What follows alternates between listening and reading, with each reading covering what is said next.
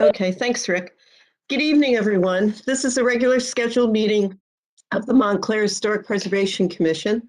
Notice has been given in accordance with the Open Public Meetings Act and by posting a copy of the notice on the first floor of the municipal building and by sending a copy to the Montclair Times, the Star Ledger, and the Herald News. This is also being live broadcast on Channel 34 Montclair TV, and you can also look at it, chime in on YouTube.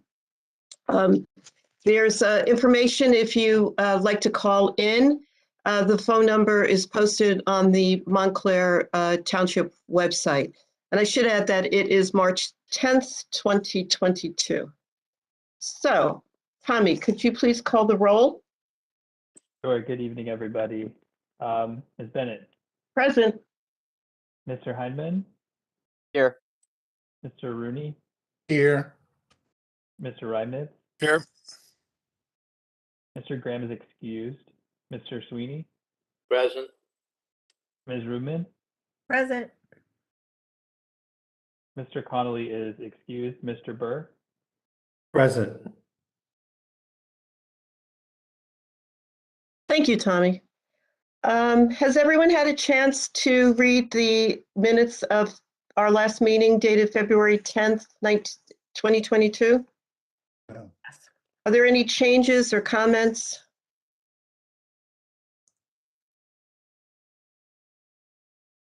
Hearing no changes or comments, would someone please make a motion to accept the minutes as written? Motion. Second. All in favor? Aye. Aye. Okay, thank you. I just would like to note that there is a change to the agenda. Tommy was able to get it, update the agenda. We will be listening to a certificate of appropriateness for 237 Lorraine Avenue.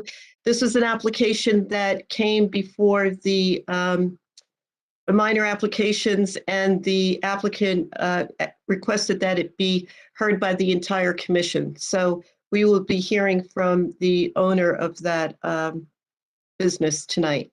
So that's added. And then under discussion items, the discussion of the proposed zoning changes along Bloomfield Avenue will be tabled until next month because we do not have Mr. Graham with us tonight. He is away, and I think it's important that everybody that was involved in this subcommittee be able to discuss with us. So we will be doing that for the next month's agenda. And okay, so the next order of business is the resolution, which is application 20. Sorry, Kathleen. Yes. Was there a motion for the minutes? Oh, I'm sorry. Okay, would someone, Oh, no, sorry. That was. no, there that was. happened.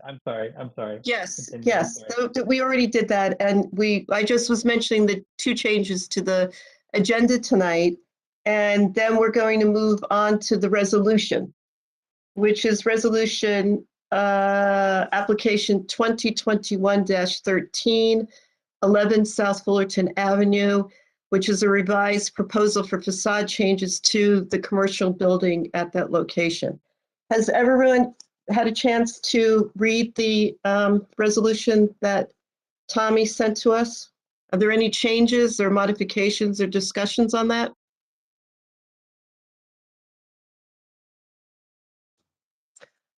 Okay, then hearing none, would someone please make a motion to approve the resolution as drafted?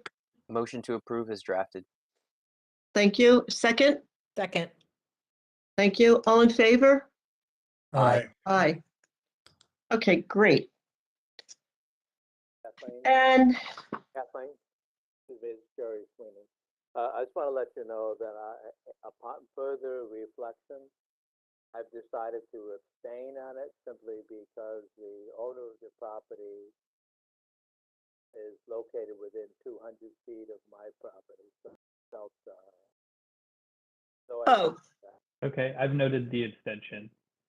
thank you. And that's permissible for Mr. Sweeney to change his vote, Chair. Okay, thank you, Mr. Burr. do we have to have another vote or can No, you don't need another vote. another motion? Okay, all right. Thank you, Mr. Sweeney. Tommy, you can open the phones if anybody is on the phones for public comment. Now is your opportunity. The only people, the only attendees currently are applicants for tonight. Okay. So if there are no, I do have the call-in number on the screen as well if anybody wants to do that. But nobody has called in, so. okay, so if, I don't think there's a need to wait any longer. So the public comment section is closed. There is committee reports. Moving on to committee reports. The education and outreach. Tommy, I just saw that the notification for the HP conference in Trenton has come, for registration has come across. Did you get that? Yes? I did not, so if you could please forward it to me, that would be great. Oh, sure, because members of the commission members are strongly encouraged to attend this conference. And Tommy, you could send out a notice to everybody and get their registration. And then the registration is done through the planning office to register all of us that are going to go down. And then maybe you can let us know who's going. Maybe, you know, there'll be an opportunity to carpool, which would be great in this day and age. Okay. Sure, I can help coordinate that for sure. Okay, great. The preservation awards, has anything come in to the office for preservation awards? Nothing has come in. Okay, but we have a little time on that. We did meet, minor applications met on March 3rd. There were 4 applications, and as I mentioned before, one of the applicants has requested to come before the entire commission tonight, which they will do in a few minutes. But we heard application 2022-02 at 360 Bloomfield Avenue for Pokey 360. That was approved with conditions. We heard 022-04 at 54 Sherman Street. That was approved. We heard 2022-5 at 2 Seymour Street, the Goddard School. That was approved. And as I mentioned before, 233 Lorraine Avenue, we will be hearing from that applicant in a few minutes. The grants, upgrade on the grants. Steve and I are working still on the estate grant. At some point, Steve, we will have to talk. So perhaps next week we can talk. Right. Okay, and then residential guidelines. I'm looking at this, that there's 3 parts to that. 2 parts are completed, and 1 part I'm still working on. So after this meeting, if it's not too late, I was wondering if perhaps Steve and E, if you could stay on, that we could look at the piece of the pamphlet that I sent through, the trifold pamphlet, if that's okay with you. We'll see how late this goes, but I don't think it'll be a long meeting. So that's why I was going to ask if you could stay on. Are there any other committees that met during the month that would like to report? I know revisions didn't meet, and I don't believe anybody else had any meetings. The demolition committee may have met. I don't know if that Oh, was right. before the last meeting or before this meeting. I'm sorry. I meant, yes, and I think we still need to talk about that. So let's put that on the agenda for next month, okay, Tommy? Okay. There being no old business, we will move to new business. And on the agenda for new business, Kathleen, can I jump in to talk Sure. about the grant for the commuter area survey? Just a quick update for everybody on that. oh, sure. Okay, we have that down on discussion items. We'll move it to, Oh, I'm sorry. no, that's okay. If you've got Yeah. it, if you're ready to go, we can do that now. Okay. Yeah, sorry about that. That's okay. That grant, so we got proposals in, we've selected a firm to do that cultural resources inventory survey. Connolly and Hickey was selected, and they're in the process of revising their proposal within the bounds of our budget and the time frame that we have to get the project complete. So that's kind of where we stand with that, and we'll update you at the next meeting on what progress has been made.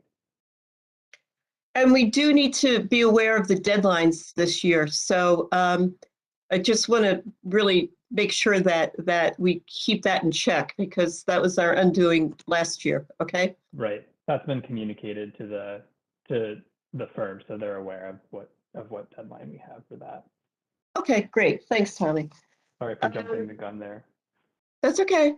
So as I said, there being no old business, we will move right to new business. It's a zoning board reference application 2789, 1 Carolin Road, Erica Culpepper. It's a bulk variance for additions to a single family home. And I'd just like to remind everyone that what we're discussing tonight, we'll be looking at the plans. We'll be looking at Tom Conley's report. But these are recommendations to the zoning board. Is this already on their sites, on the zoning board calendar? Do you know, Tommy? I'd have to check the schedule to see it. It may be scheduled for the April 20th meeting, or I think actually May 18th, I'm sorry.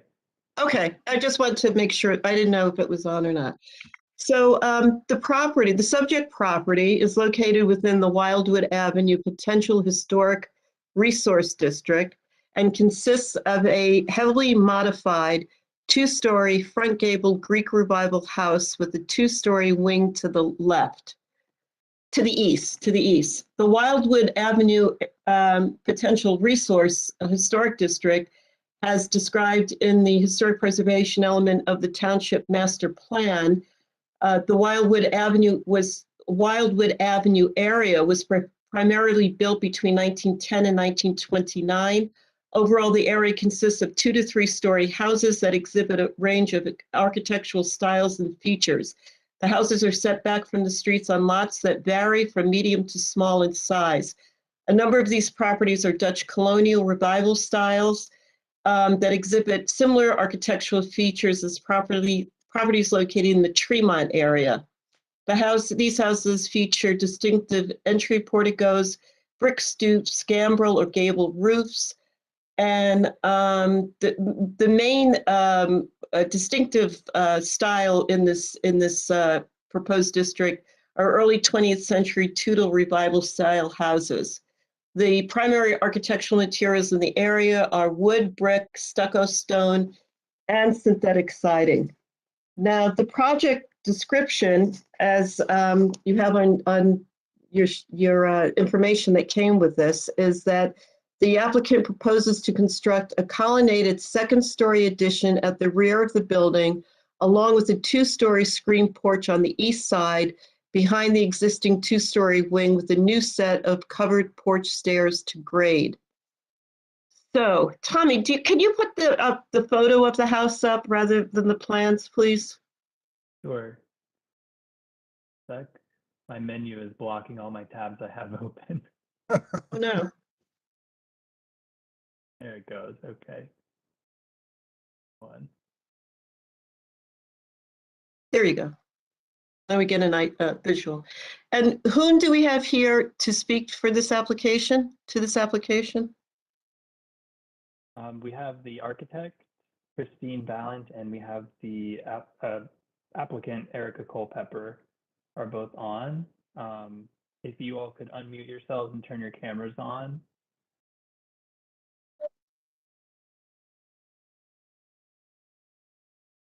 And introduce yourselves so we can see and hear you. Hi, I'm Erica Culpepper. I am the homeowner. Hi. And the architect? There you go. And then we'll ask Mr. Burr to swear you in. I'm here. Yes, I apologize. I was just on mute. No, that's okay. I thought the architect, Christine Ballin, is here as well? No? She's on there Yes. I twice. see her, She was having computer issues. She's on the phone also. Okay, I'm gonna unmute this caller, which I believe is her. yeah, Hopefully I can do that. is, Okay. Christine, are you on? I am on. Unfortunately, I can see the images on my computer. I had to get WebEx this evening, haven't dealt with that before. And the volume is not coming through my computer, so I have called in. Okay. So I I'm can hear you. using my Oh, yeah. phone for sound. Okay, Mr. Burr. So I don't know how to get the image of myself up so that I could be properly sworn in. well, we don't need your image. We're just gonna swear you in, Miss Ballin and Miss Culpepper. I'm gonna Thank swear you you. guys in. I'm gonna swear both of you in at the same time. So you both one will say, after I'm done, one will say I do, and then the other one will say I do. Okay? So Miss Thank- Culpepper and Miss Ballin, do you swear to tell the truth, the whole truth, while you're giving your testimony this evening? I do. And Miss Ballin? I do. I Thank do. you. Thank you. Okay. Okay, thank you. So does Ms. Ballin or Ms. Culpepper want to describe to us what is being proposed for the house? And if there's any I'll be happy to do it. plans that you'd like me to pull up on the screen, just let me know and I'll pull them up and scroll through them as you direct. Okay. All righty. Good idea. I know as a historic commission, your concern is mostly the outside, but the goals of the house were really to change flow and gain some more space. So if we could go to sheet Z2 and then Z3, that would help me a lot. Okay, on Z2, we see side by side, we see the first floor existing conditions plan on the left and the proposed first floor plan on the right. Currently, the best way out of the house and into the house is through the front door. In order to get into the yard, there's a side entrance to the west under the winder stair. So the goal here, a prime focus of the project, was to get a better way outside from the kitchen and dining area and to have better access to light and air from the kitchen, really desiring to fill in that corner, that empty corner space on the outside of the house with an enclosed porch or a screened porch. And if we go to Z3, that is the second floor plan. There was also a desire to have access on the second floor to light and air with views of the street.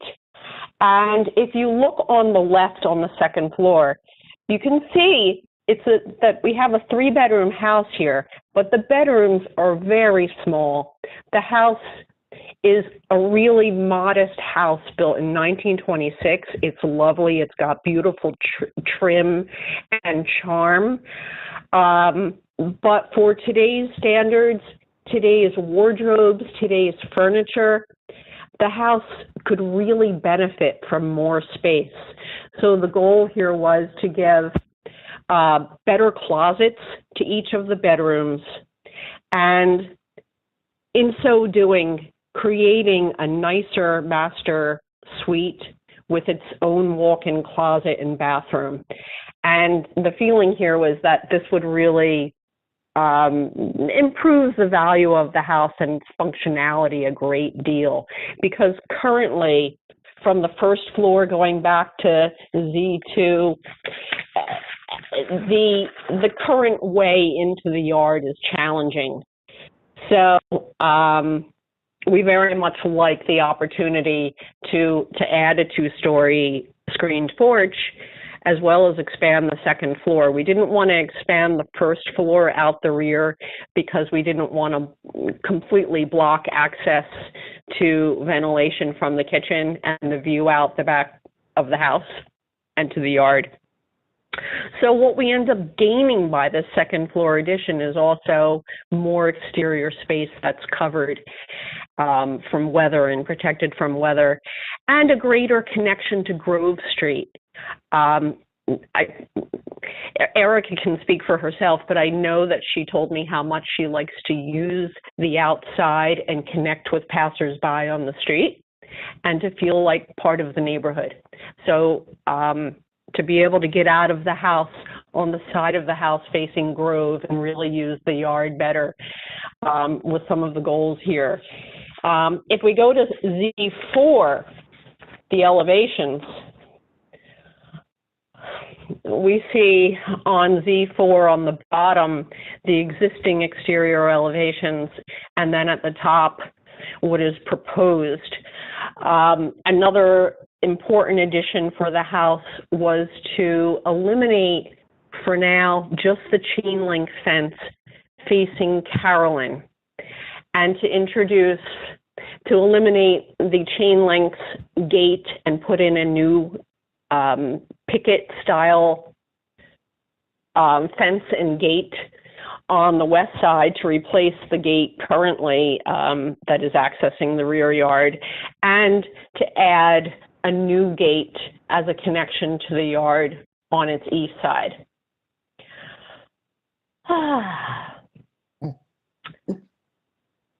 I'm taking a breath as I go to the Grove side elevation.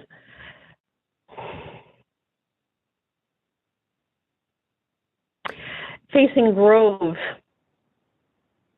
we see the existing two-story house, and we see the covered area and the colonnade supporting the addition. If we go to Z5, Tommy, the next sheet, Z5. Oops. Yeah. Okay. On this sheet, we see the existing rear elevation and the west side elevation.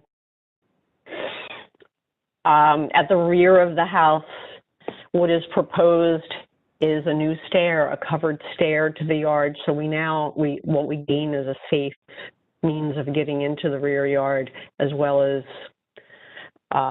quite a bit more floor area on the second floor that's usable. I think at this point, I could open up the floor to questions or go to the site plan a little bit more because I understand there wasn't a full understanding of the limits of the fence to change. This site plan, plot plan was updated to clarify that for now, I know it's desirable to have matching fence everywhere, but at this time, we don't want to eliminate the remaining chain link fence until additions are made and the site is occupied for a while, so that we know best where we might want to introduce other gates, and would like to keep the chain link fence that is there at this time, except for that facing Carolin. Okay, Tommy, could you just flip through for some of the pictures now, please? The existing photos. There you go. Sure. Just let me know when you'd like me to scroll to the next. I have, I don't know, 5 or so photos. Okay, I think you could scroll down.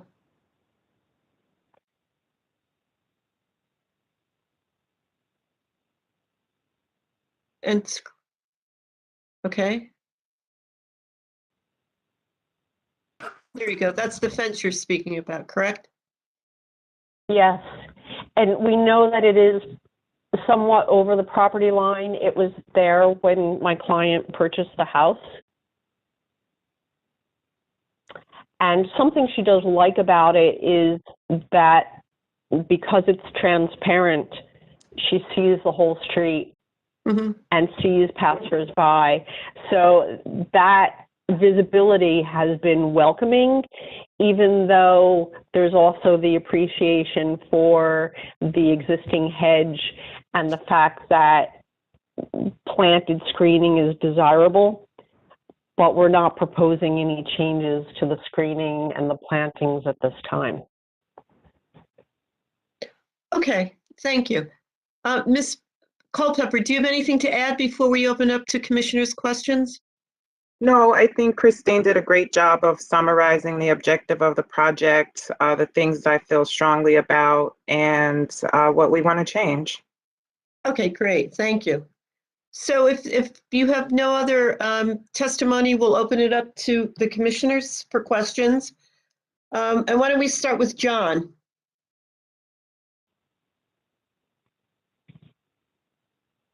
John, I think you're muted.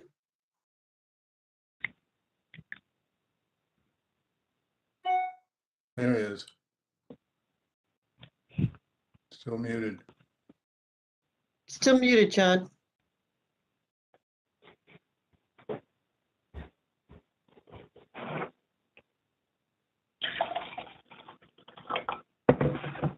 Can you hear me now? Yeah. Yes. Okay, sorry. I was listening to the objectives here, and one of the objectives was to keep this relationship between the house and the passerbys on Grove Street. I guess I have a question. Where are the passerbys on Grove Street? Are you talking about people that walk down that Yeah, in the grass. grassy Yes. area? Yeah. Yes. Yep. So that's a pretty high traffic area that people walk by. And if I'm sitting outside, they like to stop and say hi. And it's just a really good chance to be able to connect with my neighbors. Since I don't sit in the front, I sit on the back on the side. And so people like to stop and say hi. Got it. The variance that you're looking for is the front yard variance, right? Because you're too close based on the average of the houses on either side of you. Is that correct? That is correct. In fact, if we built anything at all in the back of the house, we need a variance because the front yard setback needs to be more than, I think, the entire width of the property. What's the picket fence that I see beyond the chain link? That's on your neighbor's property? Yes. The white is the neighbor. Okay. I don't have any other questions. Thank you. Jason, Mr. Hyman, do you have any questions? No, I have no questions. Mr. Rooney? Yeah, this chain link fence, have you considered painting it, getting rid of the rust? Yes, absolutely. Yes. Okay. And the new entrance from the back goes into the screen porch on the first floor? Yes. Oh, okay.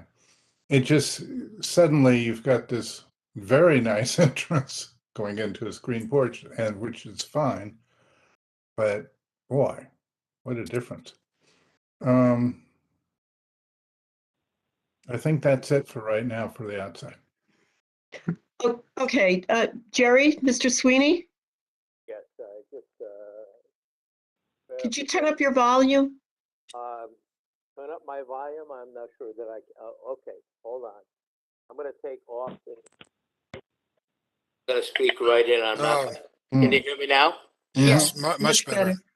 Yeah, okay. So my only question, just verification that the exterior will be the same kind of same material matching the current exterior of the building, so that it'll be continuous. And from the back, the pictures look that way, and I just wanted verification of that.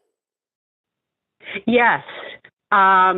On the rear of the house, we're actually simply extending and repeating the roof lines. The true gable on the house is obviously the shallower pitch, but in keeping with somewhat of a Dutch colonial or neoclassical, a steeper roof, eaves extends on the front and the rear, so we're repeating that. The current siding on the house is painted cedar clapboard, and the intention is to keep that clapboard and on the addition have new clapboard and paint the entire house to be a continuous color. Okay, thank you. Except, of course, for the trim, but with our window replacement, we'll have new trim. Okay, thank you. That was my only question. Okay, Elizabeth, do you have any questions? I have read all the documents and I have no questions. Thank you. I have a question. You have on your plans that it's a picket fence. Is it specifically a wooden picket fence? Actually, we're looking at plastic fence that is actually not shiny. A very nice manufacturer is, I've got the name of it here, Perfection Fence, which makes a vinyl. They also make wood that would have to be painted and metal, but Perfection Fence makes a very nice kind of matte finish PVC with aluminum structure inside of it, which is very durable. So we're leaning in the plastic realm as opposed to a painted wood picket. Okay. Although we like the flexibility of painting and having color. Obviously, there's maintenance matters with that. And also the question about the window replacement. You're replacing the traditional 2-pane sash windows with tiny, small panes all around the house? Yes, my client likes divided light grills, and the windows, for the most part, on the house now are vinyl replacement windows that the former owner put in, and I understand they are leaking.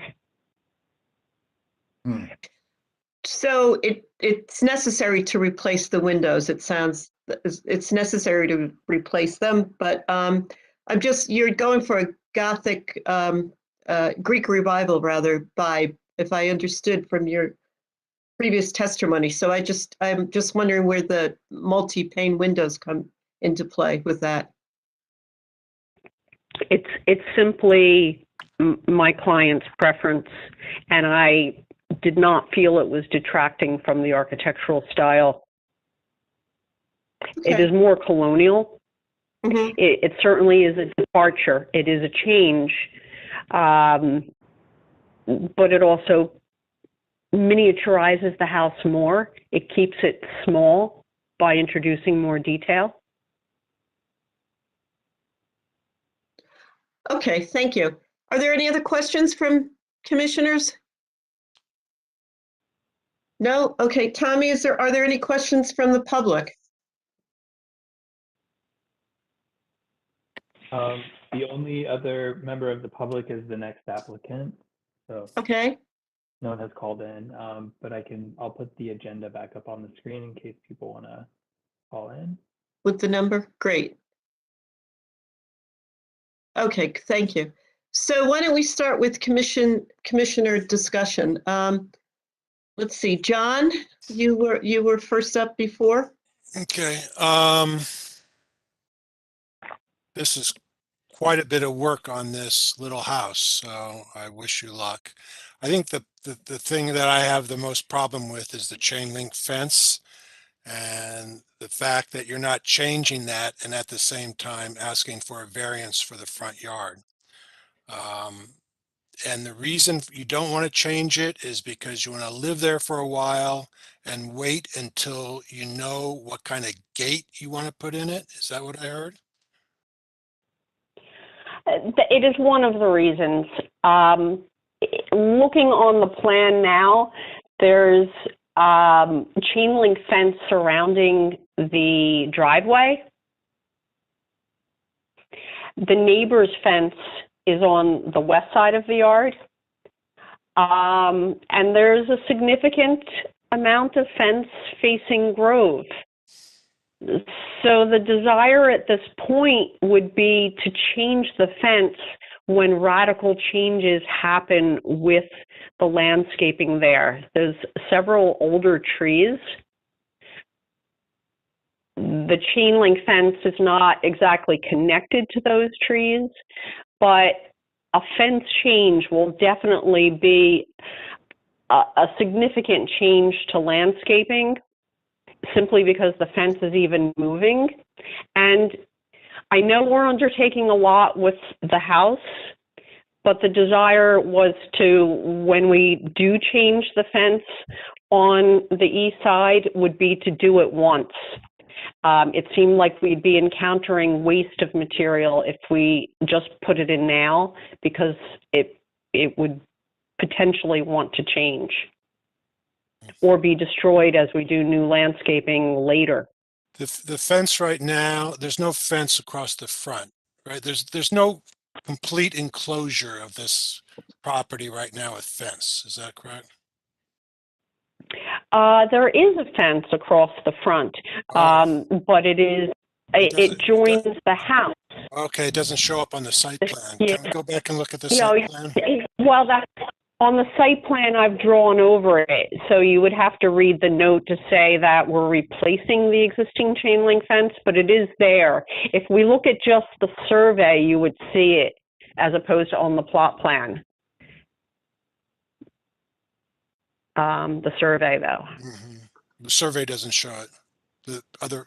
There it is. Where is it? If we zoom in, the survey is so light and old, it doesn't show it going across.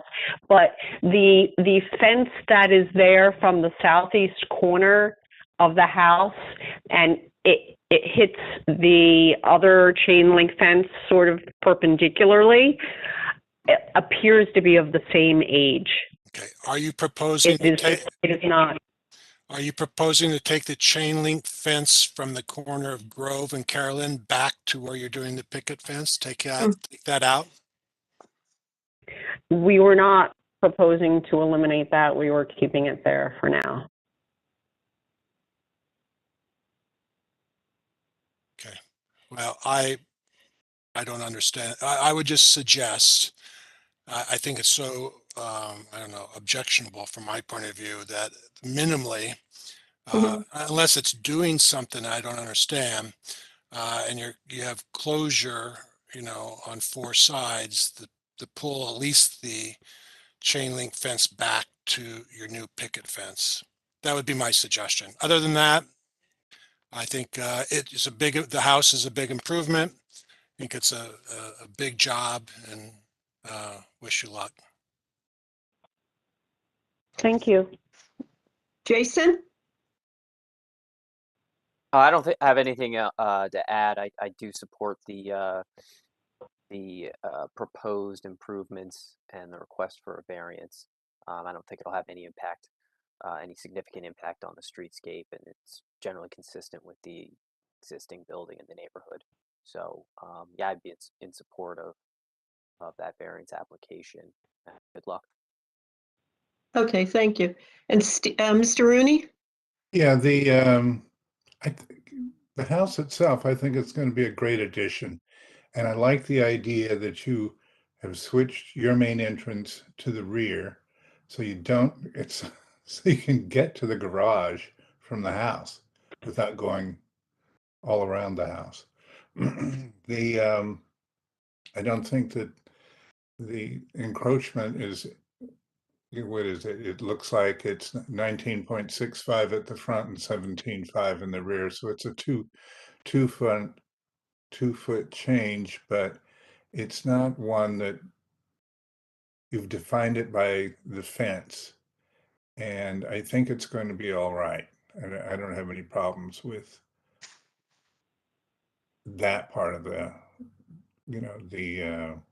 variance at all. I don't have a problem with that. Yeah, you need to work on the chain link fence somewhat. I mean, if even just to paint it, to get rid of the, it looks like it's a derelict property if you don't look at the house. So Hmm. just get that to work. But that's it. I think it's going to be a great addition. Thank you. Jerry?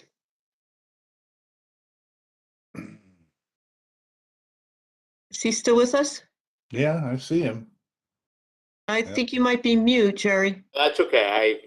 I muted it for a second there. So I want to say that the changes appear to add to the functionality, longevity, and value of the house. More likely to end up preserving it and keeping its historic character. I think the addition sort of fills in a missing corner and adds immensely to the house. That alone, to me, is sufficient to support the application and the variance. As to the fence, I've heard a number of comments. The fence, yes, you would improve the appearance simply by doing, if it's only temporarily, a simple painting, or otherwise might do it. But I don't view the fence modifications as a necessary element, but I think it's a desirable and helpful. In general, I believe I would support this. That's it. Thank you. And Elizabeth? Yeah, I think the proposed changes actually, enhance this house's keeping with the character of the neighborhood, and I am in support of the variance. Okay, thank you. And just guess everyone's had a chance to speak. I'd like to say the same thing, that generally I'm in support. I do think that the vinyl fencing should be wood. However, the two pickets that you're proposing across the front, and the idea of removing the part of the chain link fence that goes to the corner back to the pickets, I think is a really good idea. And I'm curious to hear what my fellow commissioners have no issues with the change of windows? No. No? All right. Well, no, then let's just go over then the issues that Tom had, being that he's not here today. There you go. So, and please, we'll go over one by one, and either the architect or Ms. Culpepper, you could discuss what he's written.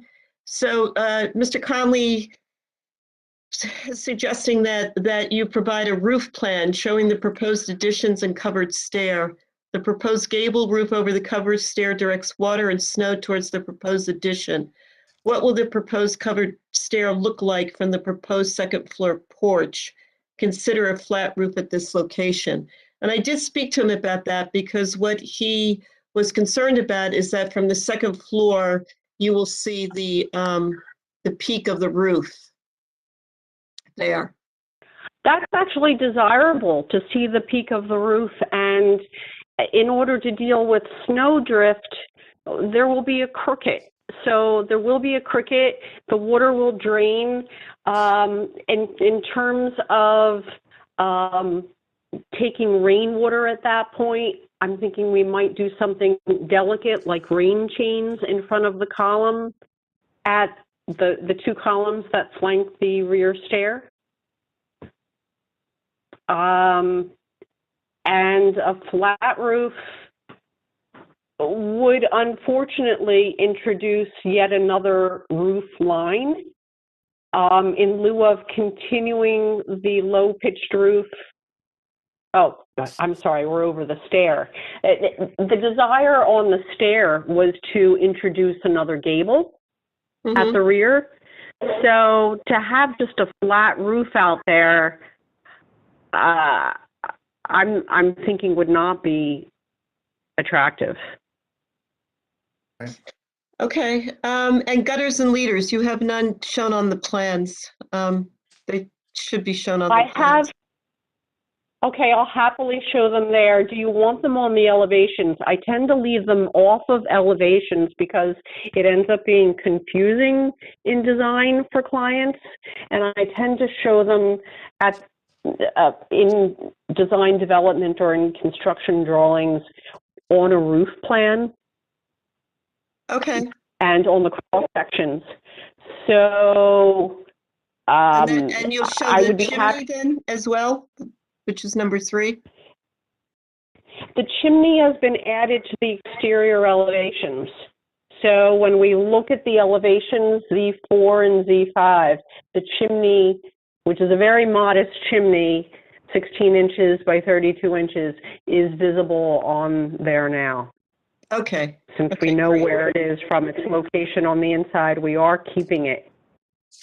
The leaders, I will show on the exterior elevations then. Mm-hmm. Is that acceptable? And Yes. do you need a roof plan at this time? Because the roof of that stair you actually see on the second floor plan. So on Z3, you can see the roof and the gable, and actually it was, yes, you can see the roof. The roof of the covered stair is projecting beyond the rear wall of the house by a foot because we want to see the definition of that gable. Okay. And then left of the ridge would be the cricket that would be built in as high as I can build it under the new windows. Okay. And then number 4 is a pilaster engaged column shall be used a proposed 2-story screen porch to visually engage the porch to the house. Have you, I don't know if you've added these since It looks like they've been added.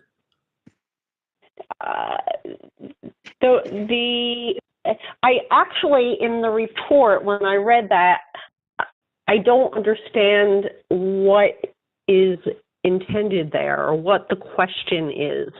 The screened porch is new, and the columns being added on the screen porch are new, and they're on Z4.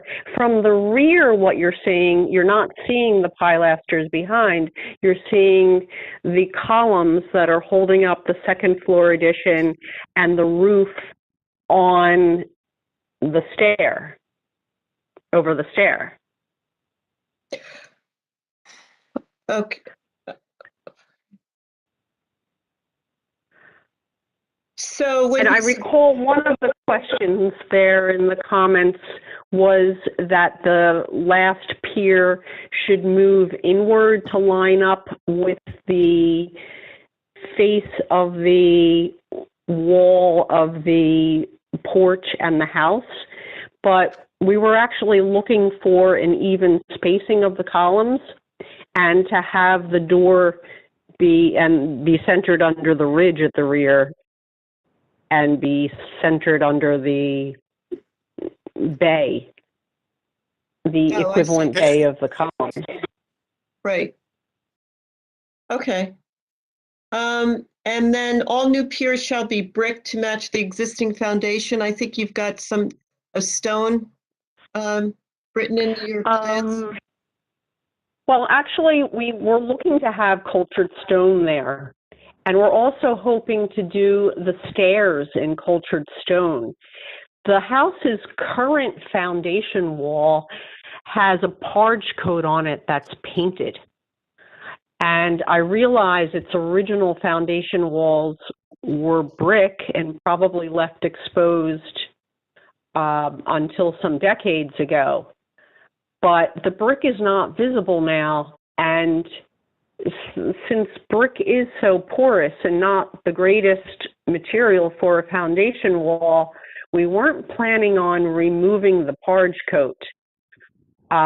We definitely are planning on repainting it when the house is repainted and would like it to ideally be a color that complements a ledge stone, even though a ledge stone foundation might not be traditional for the houses built in the neighborhood in the 20s.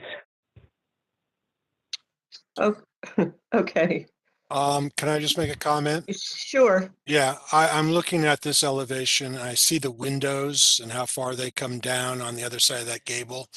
I just am going to suggest you might take a real hard look at that. I think you're going to have problems there with water and snow and other things building up there. So. Yeah, I may be inclined to I'm- shorten the windows. Yeah, I'm not objecting to the overall. That's just from a construction point of view. I think Right. that's a real problem right there for you. Well, I can design a cricket under there. I may consider shortening those windows because we have large enough egress windows at the rear of the bedroom. So I think you're going to end up with snow sitting on the bottom of those windows. Right on the So you window. might as well shorten it. It's just going to rot and be bad and all those other things. So just a suggestion, and thank you. I hear you. Good suggestion. Number 7, the beam supporting the addition shall continue to the sides of addition and be supported by the pilaster. So I'm trying to figure that out. The beam supporting the addition. let's look at the back The girder elevation. supporting the addition, we can see that on Z5. The girder supporting the addition and the roof over the stairs intended to be continuous. I'm looking at that being an exterior grade paralam that we paint to match the trim, whatever the trim color will be on the house, so that it can be cut with a decorative end. Mm-hmm. All right, and the northeast pier and column should align with the plane of the east wall, similar to the northwest column. That was what I was discussing before, having a problem with doing that because it changes our column spacing, and the desire is to have one of the columns under the house's gable and to then space the columns equally apart and have an equal spacing and still make it so that our gable on the porch is centered on the door and centered on the center line between the columns.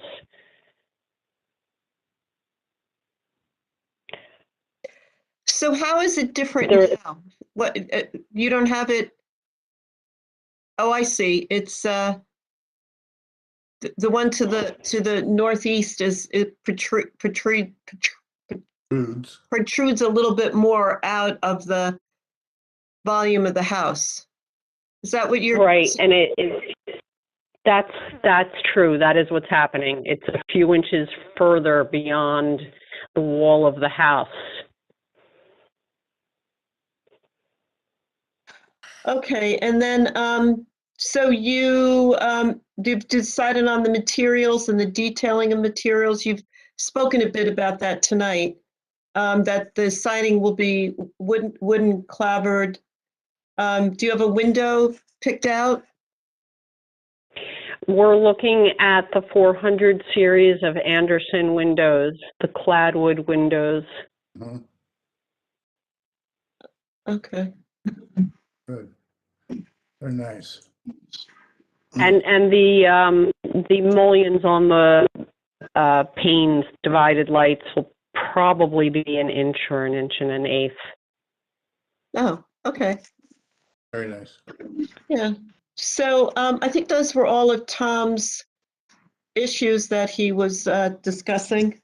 So Tommy, we'll send these recommendations to the zoning board. So what I'm hearing is that for the most part, people seem to be in agreement that this is a a good addition an attractive addition to both the house and the neighborhood and the proposed historic district. And with the variance that they're requesting, will add greatly to that as well. I know there are some issues with the fence that need to be, I think, addressed. Was there anything else that we should put into the recommendations? I have a question. The gable over the double doors in the north facing rear, you have that as vertical, what is that, board and bat or something? I do have a board and batten in there. It's the only place in the entire house the front, what does the front elevation have? The front elevation, everything else is horizontal. It's all clapboard. Yes, it's all clapboard. And it's just fake, they're just fake little eyebrows above yeah, okay. Right. Okay. And even the eyebrows have horizontal clapboard. So, yeah, if you think the vertical is offensive, let me know. We're open to suggestion. It's not so much offensive. I just always look at things as being consistent or not consistent, and how does it tie in better altogether.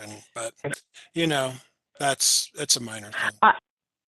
I'm also thinking possibly something like a starburst there, simply to make it special. I got it. And I mean, we have the arch of the attic vent being a half circle, so maybe something like that to make it special. Yeah, I think it's fine. I think it's fine. Yeah. Okay. Whatever. But I will show Erica just clapboard there also and see it, and we'll also test a starburst to see what is most appealing. Okay. Unless you feel strongly. And the other thing you might add to the recommendations is the size of the windows over in the new addition, the length of them. Yes. Okay. At the master where exactly. Yeah, over that gable porch that you're going to keep as a gable, not a flat roof. All right. Right. Are there any other? I'm sorry. I'm thinking we might change them as awnings or casement so that they're openable, but they would still have the divided lights. Okay. All right. So, does that sound good for our recommendations that we're sending on to the zoning board? Is there anything else we should consider? No? No. All right. Well, thank you very much for coming tonight, and good luck. Thank you. Thank you so much. Thank you, Christine. Thank you for your help. Thank you, Erica. Good luck. Thank you. Good Good night. luck. All right. Good luck. Good night. Good night. Our next item under new business is application 2022-03, 235 Lorraine Avenue.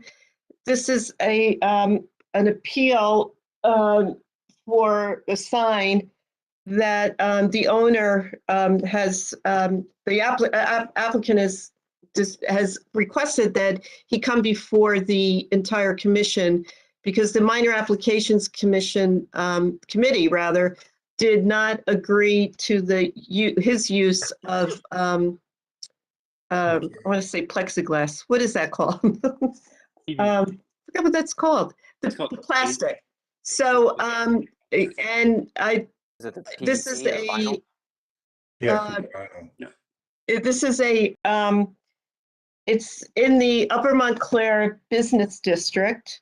The business district under our signage for signs in the Upper Montclair Business District, they, on page 112, it specifies using traditional materials for new signs.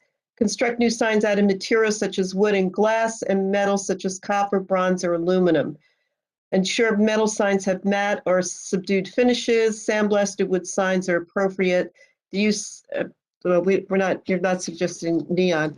And this also has, can you pull up the, Tommy, can you pull up the whole facade that shows the signs of the neighbors? There you go. When they applied, the neighboring store applied for signage, it was we specified that the backing was to be wood. So I just wanted to give you a little historic background, but we will now listen to Mr. Joshua Shaddock. Hi, I'm Josh Shaddock. Hi. And yeah, my partner Brian Savitz and I are opening a contemporary art gallery in that space at 237. And I just wanted to speak to you. I found out about this yesterday because there was a problem with the wrong email address with your concerns. So I just wanted oh, to. I thought you were requesting it as soon as possible because you were opening. If you Yes, were, well, we're opening March 26th, okay. So that's correct. But I only found out about it yesterday, which is why I requested the urgency, and I really appreciate you allowing me to speak tonight. We're opening a contemporary art gallery there, and we submitted a certificate of appropriateness, and we had some difficulty getting signature from the owner of the building because we sublease from Keller Williams, who leases from the owner anyway. So we got the application in 2 weeks ago from yesterday, and I reached out after 2 weeks and found out that there were some concerns about the material. So I wanted to speak with you today to kind of clarify what the material is. On the original proposal, it specifies that it's PVC. The material is PVC, but it's a material called AZEK, which is I'm sure you're familiar with, but it's a recycled PVC material that's a wood substitute. It's used for window casings, clapboard siding, molding, all exterior. It's meant to look like wood or painted wood. It's visually indistinguishable from where you would view the sign. It doesn't have anything other than just a matte white finish that would be indistinguishable from the one that's already there. And we chose this material because it's sustainable. It's 80% recycled. It's durable. And it allows us to do the CNC routing of the lettering in the sign really, really precisely and in a way that won't flake or chip with paint and so on and so forth. So I just wanted to clarify what the material is and that it visually is indistinguishable from any wood product. That's it. Do you have a picture of the proposed sign? I do. It's the next slide down the second page of the PDF. Huh. Tommy, maybe you could magnify that because it's difficult to see. Yeah, it's routed into, it's recessed into the lettering and it's into the material and it's super visible. It's not as minimal or it's not invisible by any way. We don't want to be invisible, but we do want something that doesn't detract from that. We have large storefront windows and we have really spare, minimal, visually minimal art that's hanging inside, and we don't have anything that detracts from the inside. I mean, the aluminum, the powder coated aluminum window we wanted something that matches that's really clean white lines. Actually the molding on the inside of the window is made from the same material, AZEK. So the building already has that on it. So we wanted something that was a very close match to all the fixtures in the front of the building. Okay, do you want to say anything else before we open it up for questions from the commissioners? That's all. Okay, thank you. John, do you have any questions of Josh? I guess I know the AZEK material. Are you going to paint it? Or are you going to use it as it's shiny, isn't it? The AZEK material when you get it? It's dead matte. It's dead matte, really? Okay. The AZEK I've seen, it has a shine to it, but if it's dead matte, great. Did you consider, and this is just a design suggestion, to fill in the brick below the window sill so that it's white.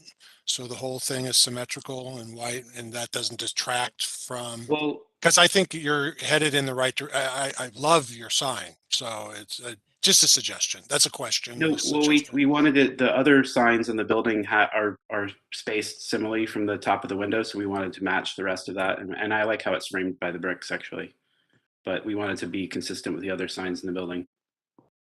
Yeah, I was talking about below the window, not above the window, but that's. Oh, below the window. Oh, no, that also the same. Yeah, it's the thing. same detail. Yeah, okay. Yeah, and the building, we don't own the building, so they would never let us alter Okay. that anyway. Okay. That's it. I don't have any other questions. Yeah, the sign we put up had to match the exact dimensions of the sign that was already there. Okay. Montclair bread. Mr. Heineman? Yeah, I had a question. Will the recessed lettering be painted or shaded in any way, just so it's? I know you want to keep it subtle, but just in the rendering, it's coming Well, across as it's not. shaded by shadow from the sun or the. I understand. Yeah, I understand, but depending on the lighting, it's just it might not pick up, and at least in the way the renderings are, it is difficult to read. So I'm just the curious. renderings are bad. I mean, it's hard to do in. Yeah. But it's very. I mean, it's super legible. The way it's cut, because the stroke of the lettering is only 1/8 of an inch, so it gets really dark in there on the inside, and it is always in shadow. Mr. Rooney? What is the depth of the routing? Is this 1/2 inch? It's a 1/4 inch. The material's 1/2 inch, and the routing is a 1/4 inch. 1/4 inch. So you, all right. Yeah, I probably couldn't see it, but that's because I've got old eyes. My other suggestion, it would be to match the gold lettering that interiors and ampersand has on it. But we want to distinguish ourselves. But yeah, I understand. You're certainly doing that. So. All right. Well, if it doesn't work, I suggest putting in gold. Okay. Thank you. Okay, Mr. Sweeney, any questions for the applicant? I don't have any questions. We understand why he designed it that way, and it looks to be comparable in size and consistent with the rest of the signs, except for the color pattern. But the sign is fine. So I don't have any questions of the applicant. Elizabeth? Yeah, Chair, I just wanted to clarify what we're considering is the material from which the sign is made, not the applicant's aesthetic choices. So I am not familiar with this material. Of course, I hear PVC and have an aversion. Generally, things that are supposed to look like wood don't. But I also, like can we get an assurance that it will be matte? Yes. I think the thing is we don't want like a shiny I don't either. looking plastic sign, right? Yeah. Oh, I don't. No way. I don't. I would never want that. We chose this because it's as matte as any painted wood surface that we would do. Yeah, so I think I would defer to my colleague on the commission who said that he's familiar with this material and that it does look like wood. And that would be the thing that I would need to know. Okay, thank you. And my question is, if you want it to look like wood and the rest of the signs on the facade are wood, can you explain why you're not using wood?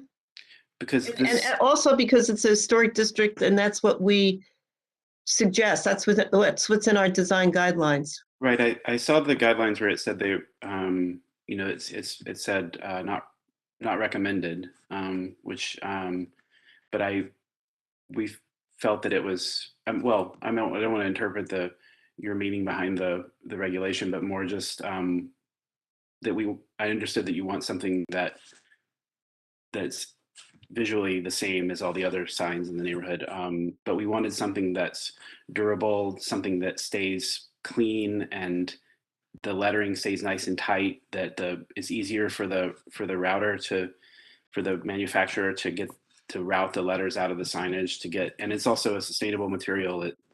This company recycles hundreds of millions of pounds of PVC a year, which they help take care of that problem. So we thought that they were a good company. It's more expensive than wood, but that's okay. Yeah, so we wanted something that looked clean and continue to look clean. I mean, I noticed that some of the wooden signs that were painted to look flat have started to take on water and buckle and show grain and crack the paint and all that. So we didn't want that to happen. Where did you see that? Because I was just up here looking at these. Are you talking about what's already on this building? Yeah, like even the sign that's already there, that there's some some of the paint was kind of starting to like show wear and around the edges and things like that. So we just wanted to continue to look, perfectly clean and precise, and not to take on any shine or staining or anything like that. Can I ask a question? There's two white signs here. There's a sign on the corner there. Is it? Yes. That's not your? No, that's not us. That's not you. But so, in a way, you're flanking that door in the same way those other two wood signs flank the other door on the left. There's something to be said about that. Is it the same length of sign as the sign on the right? It is. It is. Oh, okay. Good. Yeah, it doesn't look it from, but Yeah, it's hard to. The lens distorts the ends of the edges of the image, but yeah. Would it be possible to see a sample of what you're proposing? Because it's actually possible to see the actual sign because we had to have the sign made due to our manufacturer, our producer's schedule. We had to do it. It was a colleague in the city that would do this for us for very cheap, and so we had to have it made so you can see the sign itself. We didn't want to jump the gun, but we just had to do it because we're opening very soon, and I had the problem with getting the owner to sign contacting the owner to sign the application. So we had to, well, as supply chain things as they are, you have to do things when you can. Okay, so while I sympathize with that, and it's great to be able to see it, we vote on this, and we would be setting a precedent for anybody to manufacture their sign before. We didn't do it in any that way. We just did it because we had to do. I mean, we didn't. Our artist that we're doing our first show with, she's like, we want her to have. We want to be sure that we're ready for her. So, that's we. I'm not appealing to your sympathy. We're just making the decision, trying to be, make the best decision we can based on what materials available and who can do work when they're available, when they, have staffing shortages and things like that. So we're just trying to get it done. Okay. Well, with that in mind, did I ask for public comment already? I don't remember, Tommy. If there's any public comment. We did not yet, but there are no attendees on, but I'll pull the agenda up again. In case anybody wants to call in. Yeah, I didn't mean to be presumptuous making the sign, I promise. We're just trying to, both my partner and I are not, he's a gallery director in the city. I'm an art book designer. I live in South Orange. And we are doing this as a labor of love and to work with artists that we like. And so it's kind of a thing that we have to do it when we have the time and the opportunity to bring, I think it's going to be a really good contemporary art gallery to Montclair. Good. Yeah, no, I think that's all great. It's just that we have the signed issue to contend with. Yes, Mr. Reinitz, what is your comment? No, we had questions and now we're doing comments, or what are we doing? Yes, now we'll do comments. And I think within your comments, please address the issue of whether we should make the vote on it tonight, look at the sign, and then vote. Have that in your deliberation, please. What your going to say. So John, you're up first. I have the advantage of knowing what AZEC looks like, and typically we're using AZEC on trim on the outside of houses Right. because wood just doesn't stand up unless you're using like cedar or mahogany or something like that and painting it. I think this is, I think the fact that there are two white signs there and they flank that opening so it's symmetrical there and they go together, I think that's a positive thing. I think I think it's actually very subtle and very sophisticated just to route the name out of the sign. So I'm in support of it. Okay. Jason? Yeah, I mean, hearing that it is an AZAC material and not what we thought at the initial review, that it was like a vinyl material, and based on the applicant's testimony that he's seen the sign, that there's adequate relief so that you see the shading and that it's not a shiny material. I'm fine with approving it. But again, there is the option, what we do in several other applications, where we approve it subject to review in the field for the materials. So that's an option as well. Okay, that's great. Steve? I agree with Jason. I've seen AZEC and it works fine, and it is much more durable than wood, especially painted wood.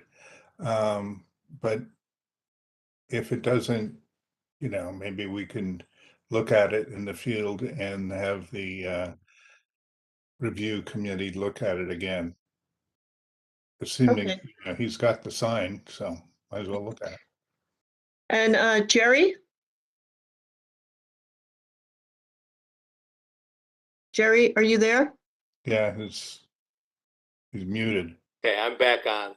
There I'm we not familiar with the material, so I have to rely on the expertise of the rest of the commissioners, but based on the size, color pattern, durability, and other factors, I think this is approvable. I would be happy approving it. I did want to ask what the specific reason that the sign was originally rejected. Was it because it was not actually wood, but it was a material that simulated wood? Yes. So, yes. Okay. So then my view is it's approvable.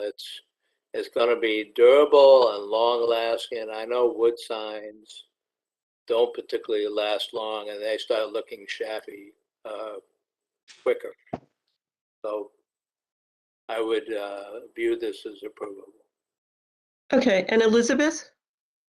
I would approve it and also support the idea of a field inspection. Thank you. Okay, and I would vote the same way. I think it's imperative that we see it in the field because I don't. It will set a precedent to have for a PVC backing, and I'm just not comfortable with that. So, Jason, can you formulate a motion to approve the sign as described with this material, subject to approval of seeing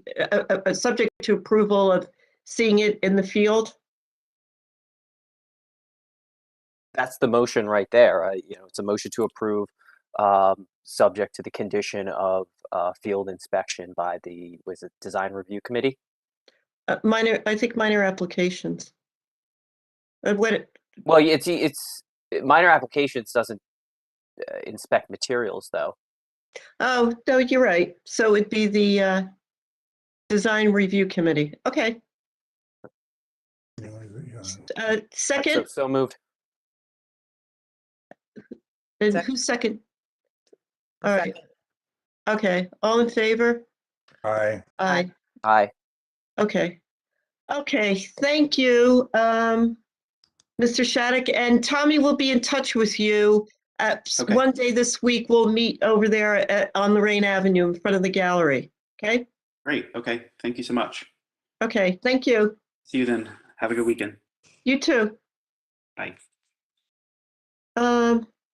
So next up, I neglected to mention at the beginning of the meeting that we were introduced to 3 new commissioners, and Mr. Gherkin has resigned as of today. So now we have 2 new commissioners, and we don't know who you are really. We don't know what your background and what your interest is in the HPC. So I just wanted to ask to give a brief introduction to yourselves. Why you wanted to be on the commission, and town relationship to the town. So Elizabeth, do you want to start? Just make it brief, just a couple of minutes. Sure. So again, Elizabeth Rubman, I go by E. And I've lived in Montclair, I think, since 2010. I live close to downtown, and I just, aside from the Historic Preservation Commission, I run a nonprofit in Newark. I run an organization, mostly of previously incarcerated people who do violence reduction. We actually own a historic home in Newark that we're in the process of renovating. And I was attracted to I think I was appointed, I'm obsessed with historic preservation, and I have 3 teenagers, and we spend our spare time going to small towns and traveling places and looking at historic buildings and identifying styles of architecture from our handbooks. So we're very much amateur hobbyists, but really, really enjoy it, and something I've done my whole life. So Wow, that's impressive. Yeah, that's great. Wow. my Thank you. my kid is my middle one's about to go off to college to study interior architecture, and she has big dreams of doing historic preservation. So Wow. honored to be here. That's great. Well, welcome. Thank you. And how about you, Jerry? I've been involved in old houses for all the time that I've owned houses.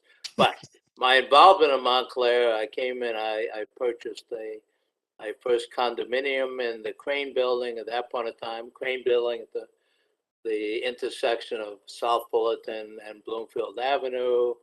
It was painted battleship gray. Bottom level was all stucco. They'd ripped out all the brick. It looked a mess. I got involved and purchased a couple. I got involved because it was an old building. I loved it because of the old character. And shortly after getting involved, I was able to work with the rest of the owners to totally redo the outside. We stripped off all the battleship gray paint. We eliminated all the stucco, put in matching bricks, put in new windows, and so my involvement is, I've also been involved in Montclair Business Improvement District. I live in an old house in West Orange that the back was designed by McKim, Mead and White, and the front Calvert box. It's a big old Victorian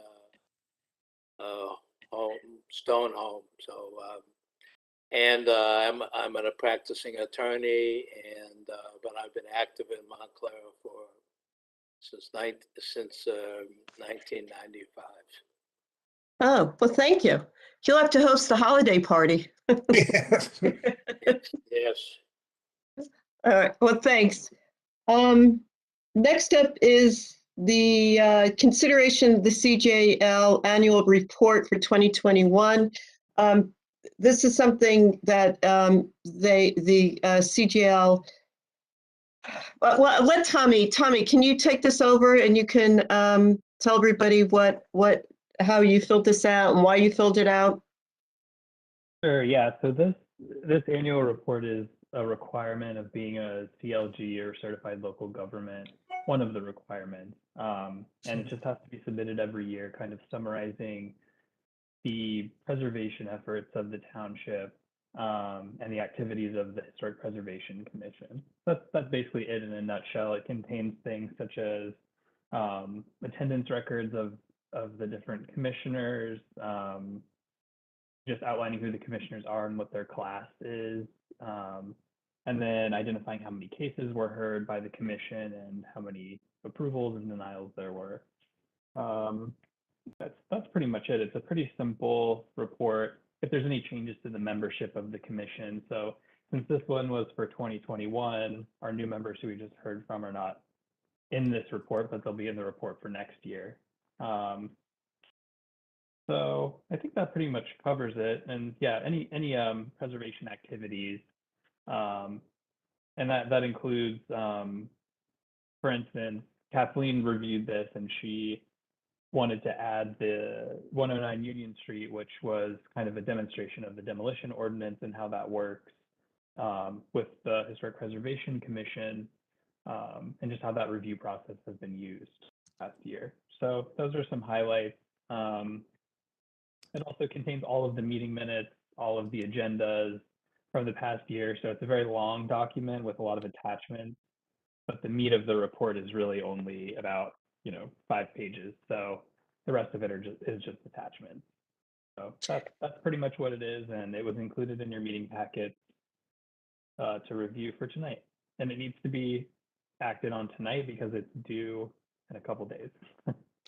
And it's important to remember that the funding that we get and for the grants is because we're a CLJ community. I think in the past, though, we've just sent it in. Do we need to have a motion to approve and a resolution? We don't need a resolution, but a motion to approve is needed, as far as I understand, based on my conversation with our Historic Preservation Office representative. Okay, great. So has everyone had an opportunity to review the report that Tommy put together? Yep. Are there any changes or addendum to it? No? No. Okay, so can we have a motion to approve the CLJ report to be sent to the state office as written? Motion. Second? Second. All in favor? Aye. Aye. All right, thank you, Tommy. I know it was a bit of a bear to get through, but appreciate it. No problem. It's also a good record of what we do throughout the year. Now we will end the public session of the meeting. We are about to go into executive session. We don't need a motion for that, correct? No, Or do we? we do need a motion. Okay, Motion. so Jason, do you want to? Okay, so I'll make a motion to go into an executive session to discuss pending litigation. Second. All in favor? Aye. Aye. Aye.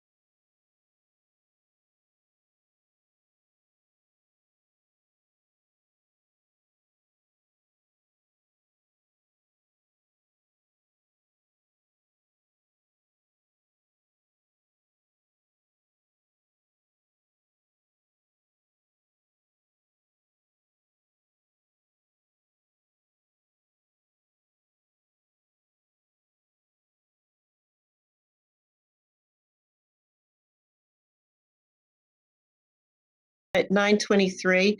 And if Wait, Steve wait. and E would stay on afterwards, I just want to go over this committee. Right. Okay. Oh. All right, he just got in. So Kathleen, once we go live, just announce that we're returning to public session.